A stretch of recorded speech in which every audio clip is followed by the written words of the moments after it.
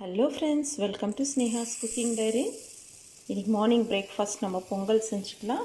அதுக்கு நான் சிறும்பருப்பு ஒரு 1/2 கப் எடுத்துக்கிறேன். பாசிப்பருப்பு இதை நம்ம வறுத்து எடுத்துன்னு வந்துடலாம். நம்ம பருப்பு வறுத்துக்கலாம்.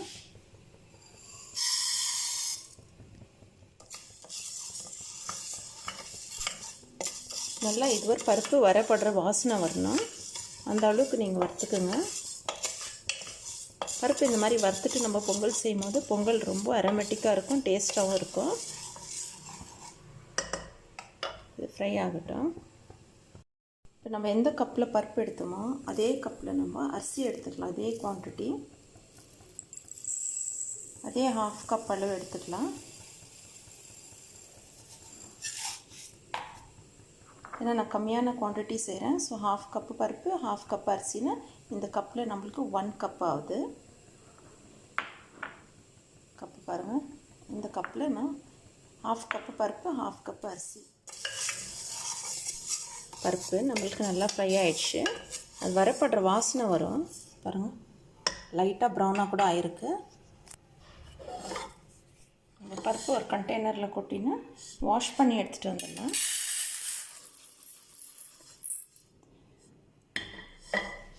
பருப்பு நம்ம எடுத்து வச்சுருக்க அரிசி, இது ரெண்டுமே மிக்ஸ் பண்ணி வாஷ் பண்ணி எடுத்துகிட்டு வரலாம். நல்லா ஒரு 2-3 டைம்ஸ் தண்ணி ஊற்றி வாஷ் பண்ணிக்கோங்க. வாஷ் பண்ணின்னு வந்துட்டோம். பொங்கல் செய்கிறதுக்கு அரிசி பருப்பு கழுவின்னு வந்துட்டோம். குக்கரில் கீ ஊற்றிக்கலாம். கீ ஆயில் எத்தனை ஆட் பண்ணிக்கோங்க. நான் கொஞ்சம் பொங்கலுக்கு கீ அதிகமாக தான் போடுறது.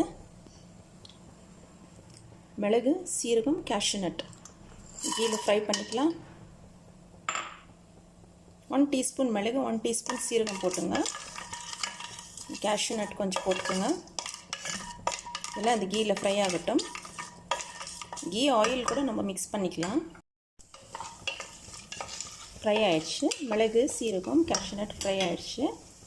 இப்போ காரத்துக்கு தேவையான அளவு பச்சை மிளகா எடுத்து வச்சுருக்கேன். இந்த மாதிரி ஸ்லிட் பண்ணி வச்சுருக்கேன் பச்சை மிளகா.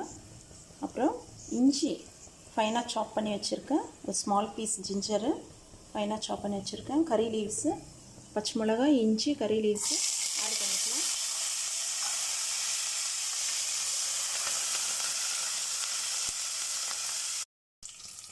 கொஞ்சம் பெருங்காயம் ஆட் பண்ணிக்கோங்க.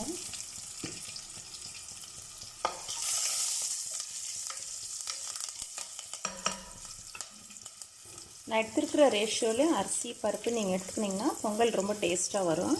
இப்போது நம்ம இதெல்லாம் ஃப்ரை ஆகிடுச்சு. நம்ம வாஷ் பண்ணி வச்சுருக்கோம் அரிசி பருப்பு ஆட் பண்ணிக்கலாம்.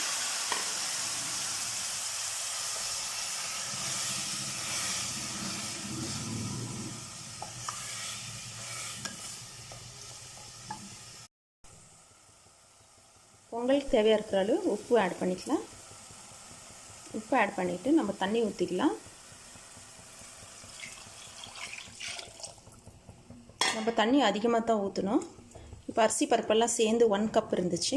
அதனால் நம்ம 3 கப் அளவு மெஷர்மெண்ட்டு வாட்டர் ஊற்றிக்கணும். ஏன்னா பொங்கல் கொஞ்சம் நல்லா லூஸாக இருந்தால் தான் சாப்பிட்றதுக்கு நல்லாயிருக்கும். நல்லா மிக்ஸ் பண்ணுங்கள். இன்னும் 1 கப் அளவு தண்ணி ஊற்றிக்கலாம்.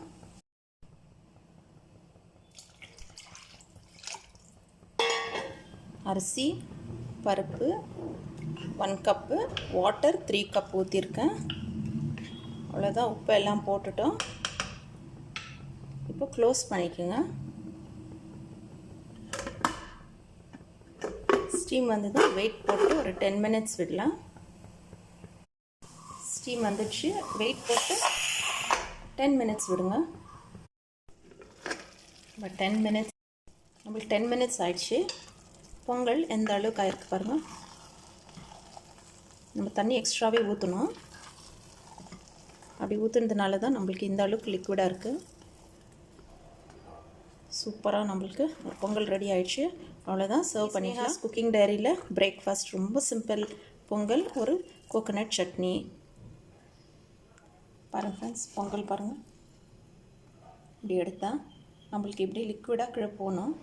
அப்போ தான் இது சாப்பிட்றதுக்கு டைஜஷனுக்கு எல்லாம் கூட ரொம்பவே நல்லாயிருக்கும். இது ரொம்ப ஹெல்த்தியான ரெசிபி. ஏன்னா பாசிப்பருப்பு போட்டு செஞ்சுருக்குறோம் நம்ம. ஓகே, சர்வ் பண்ணிக்கலாம். சர்வ் பண்ணுறதுக்கு முன்னாடி ஃப்ரெஷ் கொரியாண்டர் லீவ்ஸ் போட்டு கார்னிஷ் பண்ணிக்கோங்க.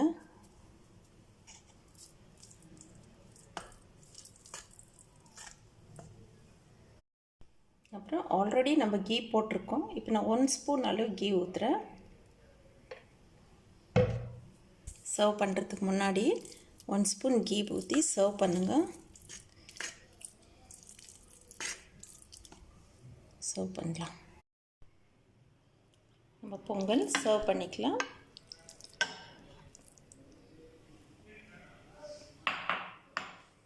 சூப்பராக நம்மளுக்கு மார்னிங் பிரேக்ஃபாஸ்ட் பொங்கல் ரெடி ஆகிடுச்சு. இது கூட நான் சட்னி தான் சர்வ் பண்ணுறேன், கோகோனட் சட்னி. உங்கள்கிட்ட சாம்பார் இருந்தால் நீங்கள் சாம்பார் கூட வச்சு சர்வ் பண்ணலாம், சாம்பார் வடை. ஆனால் இன்றைக்கி நான் சிம்பிளாக கோகோனட் சட்னி பொங்கலோடு தான் சர்வ் பண்ணியிருக்கேன். ஓகே ஃப்ரெண்ட்ஸ், இது வரைக்கும் என் வீடியோ வாட்ச் பண்ணதுக்கு ரொம்ப தேங்க்ஸு. என் வீடியோ சப்ஸ்கிரைப் பண்ணவங்களுக்கு நான் ரொம்ப தேங்க்ஸ் சொல்கிறேன். பெல் ஐக்கான் கிளிக் பண்ணிக்கோங்க, அப்போ தான் நான் போடுற வீடியோஸ் எல்லாம் உடனுக்குடனே வரும். ஓகே, சட்னி பொங்கல் நம்ம சாப்பிட்டு பார்க்கலாம். வாயில் வச்சு தான் அப்படியே ஸ்மூத்தாக உள்ளே போகுது. சிம்பிளாக இருந்தாலும் ரொம்ப டெலிஷியஸாக இருக்குது. ட்ரை பண்ணுங்கள் ஃப்ரெண்ட்ஸ்.